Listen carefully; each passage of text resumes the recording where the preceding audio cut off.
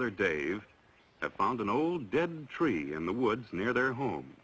Tommy's found something that puzzles him. This hard, smooth plant is called a fungus. It grows in the old tree just as other plants grow in soil. Fungus plants like these, and others too small to see, help break down the wood of the old tree.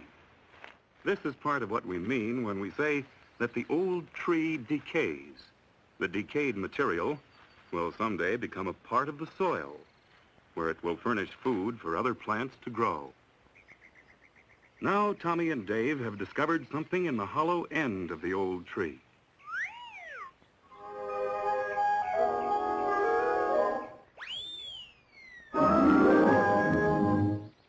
These mushrooms are doing things out there, and mostly what we know they're doing is what we learned in high school, which is that they're decomposers. And one of the new things that's going on now is how people can, as they say now, proactively use mushrooms to benefit ourselves. And so we've developed something now that we call mycoremediation, and we've been using different mushrooms experimentally to find out what happens if you have an oil spill and you want to clean it up.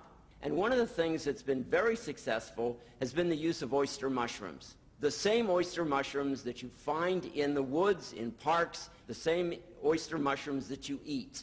These oyster mushrooms can be grown out, that is, so that the mycelium, the little microscopic threads, are in a kind of a mat, which you can put in this oil spill.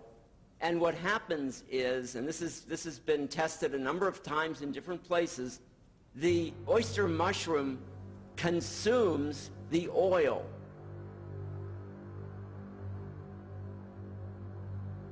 Oil-eating mushrooms. It may sound like science fiction, but they're real.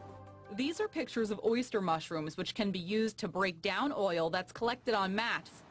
And that's what volunteers and some environmentalists would like to use to help get rid of some of the oil that's been collected on beaches during the past few weeks. It's going to make a compost heap, and within 12 weeks it'll be detoxified, and it'll be non-toxic landscape-grade compost. I think San Francisco is going to revolutionize oil spill cleanup. Two things happen when they do this. One is that you get really beautiful clusters of oyster mushrooms coming up out of this oil slick. And you'd think, well, you'd never want to eat those, but they've been tested and found to be perfectly harmless. That is, that they don't have petroleum in their cells. They are clean, as it were.